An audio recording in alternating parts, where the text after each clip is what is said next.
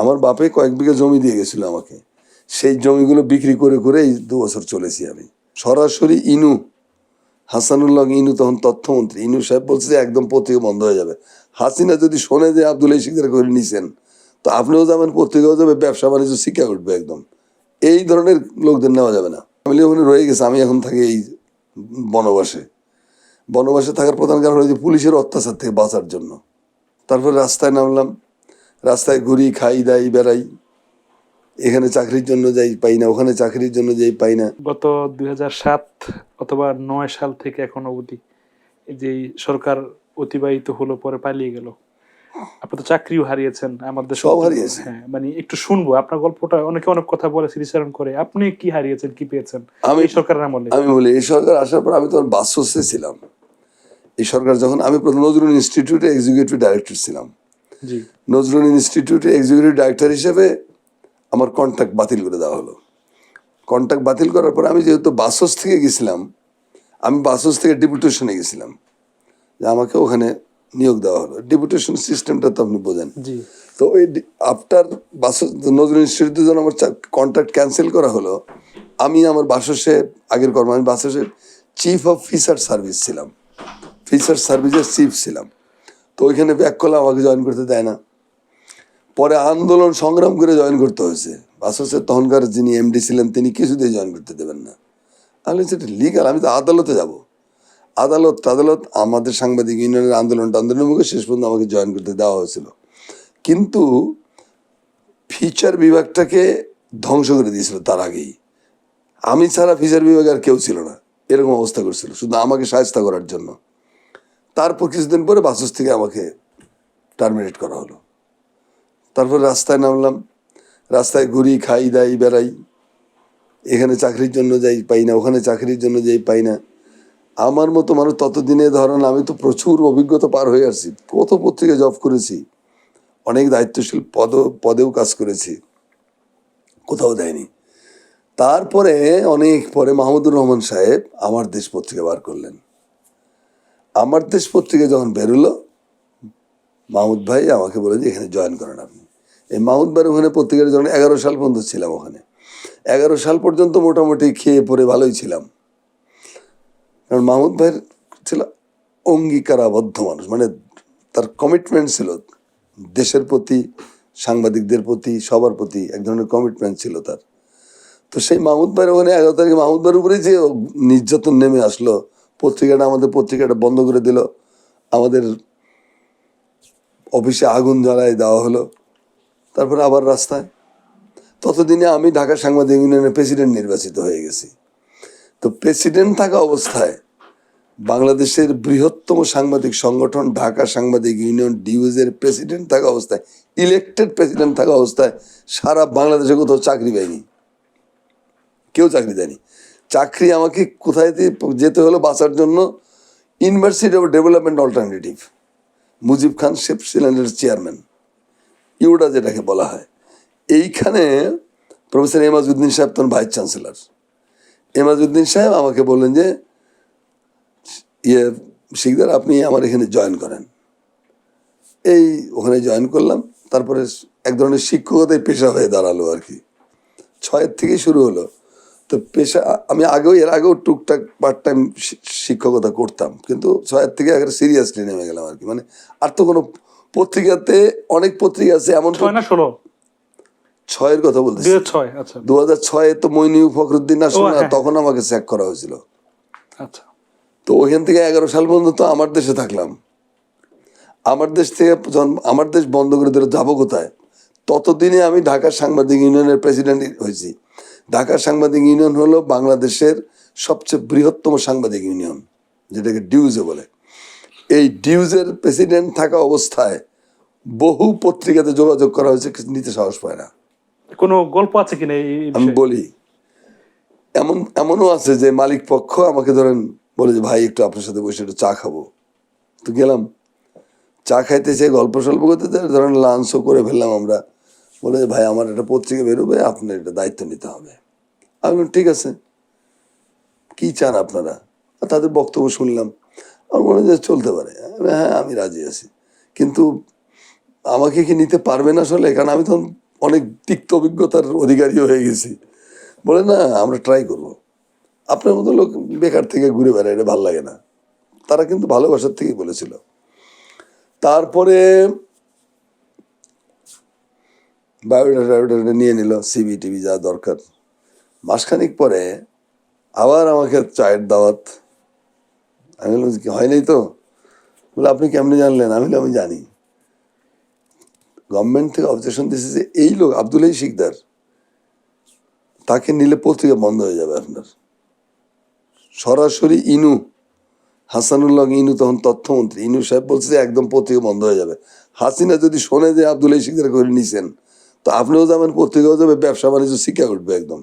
এই ধরনের লোকদের নেওয়া যাবে না, এরা খারাপ লোক।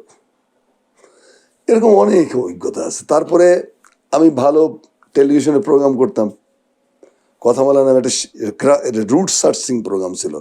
শিল্প সাহিত্য ইতিহাস ঐতিহ্য নিয়ে যত ঘটনা আছে আমাদের জাতীয় জীবনের বিভিন্ন সময়ে, সেই ঘটনাগুলো খুঁজে খুঁজে বার করে সেগুলোকে নিয়ে নিয়ে ডকুমেন্টারি প্রোগ্রাম করতাম। এই প্রোগ্রামটা বন্ধ করে দিয়েছে। প্রোগ্রাম বন্ধ করে দিয়েছে খালি না, প্রোগ্রামের সাথে রিলেটেড যে আমার ভিডিওগুলো বা যে সমস্ত ডকুমেন্টারি ফিল্মগুলো ছিল বিটিভিতে, আমি জানি না এগুলো এখন আছে কিনা, এর অনেকগুলো জ্বালিয়ে দিয়েছে, তখনই আগুন দিয়ে পুরাই দিছে। তারপরে বন্ধ করে দিছে, আমার প্রোগ্রাম বন্ধ হয়ে গেল। তারপরে আপনার যতগুলো চ্যানেল আছে, বিভিন্ন চ্যানেলে প্রোগ্রাম টোগ্রাম করে বেড়াতাম। এই সমস্ত প্রোগ্রাম টক শোগুলোর থেকে আমাকে রেড লিস্ট করে দিল। ব্ল্যাক লিস্ট তো ছোটোখাটো ব্যবসার ব্যাপার, ব্ল্যাক লিস্ট না, রেড লিস্ট। সাদেক খান সাহেব, আমি, ব্যারিস্টার মওদুদ আহমদ, এরকম অনেকেই, রিজওয়ান সিদ্দিকী, আমাদেরকে সব কটার একটা রেড লিস্ট করে আউট করে দেওয়া হলো। কোথাও আমাদেরকে এই 15 বছর আর কোনোদিন ডাকা হয়নি। মালিক পক্ষ বলেন, সাংবাদিকরা বলেন, তারা কি করবে? ও প্রতিষ্ঠান চালাতে ইন্ডিয়ার আমাদের এজেন্সিগুলো, এজেন্সির বাইরে যাওয়ার ক্ষমতা নেই। আর তারপরে তো মহামহিম আপনার ইনু ছিল, তারপরে ছিল ইনুর পরে আসলো যে লোকটা, কি নাম, হাসান মাহমুদ। ওরে বাবা রে, ওটা তো মহাপুরুষ টাইপের লোক। আমাদের নাম শুনলে আমাদের গায়ের মধ্যে মানে বিছুটি পাতার মতো যা গা জ্বলতো আর কি, নাম শুনলেই গা জ্বলে, এতটাই মানে আমাদেরকে অপছন্দ করতো। এর আগে তো ছিল ডক্টর মুরাদ হাসান, ছোটখাটো জিনিস, বাজে লোক। তো এই হলো আপনার এদিকে কাহিনী। তারপরে হলো যেটা, সেটা হলো আরো মর্মান্তিক, সব জায়গাতে উচ্ছেদ হয়ে গেলাম। এখন ইউডার থেকেও আমার মানে উচ্ছেদ হওয়ার মতো অবস্থা। এমার্জেন্সি সাহেব যখন ভাইস চ্যান্সেলরগিরি ছেড়ে দিলেন, ততদিনে ওখানে আমার কিছু টেকনিক্যাল প্রবলেম হলো, আমি ইউডার থেকেও বেরিয়ে আসলাম। আমাকে জাফরুল্লাহ চৌধুরী সাহেব বললেন যে তুমি গণবিশ্ববিদ্যালয়ে জয়েন করো। গণবিশ্ববিদ্যালয়ে দু একদিন যাতায়াত করে আমার মনে হলো যে আমার ঢাকার বাসা থেকে গণবিশ্ববিদ্যালয়ে যাতায়াত করে পোষাবে না। 3 ঘন্টা যদি রাস্তায় থাকতে হয়, আসতে 3 ঘন্টা, যাইতে 3 ঘন্টা, 6 ঘন্টা রাস্তায় থাকলে তো কাজ করবো কখন, আর জীবন চলবে কিভাবে? যাওয়া হলো না। এই সময় প্রফেসর আনোয়ারুল্লাহ চৌধুরী, যিনি ঢাকা বিশ্ববিদ্যালয়ের ভাইস চ্যান্সেলর ছিলেন, পরে অ্যাম্বাসেডারও হয়েছিলেন, উনি এসে এই বাংলাদেশ ইসলামী বিশ্ববিদ্যালয়ে ভাইস চ্যান্সেলর হিসেবে জয়েন করলেন। জয়েন করে উনি আমাকে ডাকলেন, আইসা বলে যে আমার এখানে জয়েন করেন। আমি বললাম যে স্যার আমার তো চাকরি দরকার, চাকরি ছাড়া তো আমি সংসার চালাতে পারছি না, তো কি করব? জয়েন করলাম, বলে যে এখানে বেতন টেতন ভালো, কাজ করতে পারবেন। জয়েন করলাম, ভালোই। তো জয়েন করার পরে আনোয়ারুল্লাহ সাহেব 2 বছর ছিলেন, তারপরও 2 বছর পরে উনি চলে গেলেন। চলে যাওয়ার পরে আরও কিছুদিন পর করোনা দেখা দিল। করোনার সময় তো একেবারে ভয়াবহ চিত্র, স্কুল কলেজ শহর মঠ ঘাট সব লকডাউন, কোয়ারেন্টাইন না কি বলে, সেগুলো দিয়ে একেবারে ব্লক হয়ে গেছে, সব মানুষ নাই, জন নাই। ভয়ঙ্কর দুর্যোগপূর্ণ সময় বেঁচে থাকতে হয়েছে, বাপের সম্পত্তি জমি বিক্রি করে করে এই 2 বছর বেঁচেছিলাম। কবি আব্দুল হাই শিকদার, হ্যাঁ, আমার বাপে কয়েক বিঘা জমি দিয়ে গেছিল আমাকে, সেই জমিগুলো বিক্রি করে করে এই 2 বছর চলেছি আমি। আর আমাদের রংপুর এলাকার জমি জমার দাম, আমরা তো রিমোট এরিয়াতে থেকে ভ্রুঙ্গামারিতে, জমি জমা মার্কেট নাই, কোনো রকম করে জোড়াতালি দিয়া মানে এই 2টা বছর চলে। এখনও আমাদের ইউনিভার্সিটিটা সচল হতে পারে নাই, কারণ যে ধাক্কাটা গেছে করোনার সময়ে, সেই ধাক্কার পরে এই বিশ্ববিদ্যালয়ে ছাত্র সংখ্যা কমে গেছে, তারপরে মানুষও অনেক জায়গায় ছড়িয়ে টড়িয়ে গেছে, পুরো কাঠামো জীবন ব্যবস্থাটি পাল্টে দিয়ে গেছে করোনা। এরপরে হাসিনার জুলুম নির্যাতন, এই ইউনিভার্সিটির উপর কি কম নির্যাতন হয়েছে? তারপরে যেটা সমস্যা হলো, আমার বাসা হলো মিরপুরে, মিরপুর থেকে আসি। এখন আপনি ধরেন বাসায় ফিরলেন সন্ধ্যায় বা রাত 8টায় বা 9টায়, আর গল্প সল্প খাওয়া দাওয়া টাওয়া দাওয়া করে আপনি ঘুমিয়ে গেলেন। রাত 3টার সময় পুলিশ এসে হাজির, ঠগস ঠগস ঠগস, কী ব্যাপার, খটখটাচ্ছে দরজা, কী ব্যাপার? বলে যে স্যার ওই এখান থেকে যাচ্ছিলাম তো আমরা, টহল পুলিশ, আপনি স্যার কোনো চিন্তা করবেন না, আপনি ভালো আছেন এটা জানার জন্য আসলাম আর কি। 3টার সময় ধরেন, আবার পরের দিন 4টার সময়, আবার পরের দিন 2টার সময়, আবার পরের দিন 3টার সময়, এটা চলতেই থাকলো। টায়ার্ড হয়ে গেলাম। চাচ্ছে কি? কিছুই যাচ্ছে না, আপনাকে বুঝাই দিচ্ছে যে আপনি আমাদের ইয়ের মধ্যে আছেন, আপনি আমাদের নজরদারিতে রয়ে গেছেন, আপনাকে খারাপ আচরণ করেনি তারা আমার সাথে। বলছে স্যার আপনি কেমন আছেন দেখার জন্য আর কি, ভালো আছেন তো স্যার, থাকেন স্যার। আমি গভীর রাতে? টহল, খুবই ভদ্র। মানে গভীর রাতে? গভীর রাতে বললাম তো, রাত 2টার থেকে 5টার মধ্যে এই ঘটনাগুলো ঘটতো প্রত্যেক দিন। এটা 15-20 দিন, মাস হওয়ার পর আমি টায়ার্ড হয়ে গেলাম। আমি কি রে ভাই, কি কোন ধরনের অত্যাচার? তারপরে আমার কিছু হিতাকাঙ্ক্ষী শুভাকাঙ্ক্ষীর সাথে কথা বলে যে কি করতে পারি। ওরা বলে যে নীরবে নিঃশব্দে বাসা শিফট করে ফেলেন, নইলে এই যন্ত্রণা চলবে, আর এখান থেকে আপনার জন্য আপনার ফ্যামিলি ক্ষতিগ্রস্ত হবে। যেটা হয়েছেও আমার, সে ক্ষতি আমার হয়েছে, সেটা বলতেছি পরে। তো বাসা শিফট করে ফেললাম আমি, নীরবে নিঃশব্দে। আমার ফ্যামিলি ওখানে রয়ে গেছে, আমি এখন থাকি এই বনবাসে। বনবাসে থাকার প্রধান কারণ হলো যে পুলিশের অত্যাচার থেকে বাঁচার জন্য। বাংলাদেশের যতগুলো পত্রিকা আছে, এই পত্রিকাগুলোর মধ্যে একমাত্র নয়া দিগন্ত ছাড়া আর কোনো পত্রিকায় এই 15 বছর আমার লেখা ছাপেনি। আমি একজন কবি, বাংলা বাজারে আমার প্রচুর পাবলিশার আছে, 2-1 জন ছাড়া সব পাবলিশাররা আমার নাম নিলেও এলাকা ছেড়ে পালায়। এমন অবস্থা তৈরি করেছিল গভর্নমেন্ট।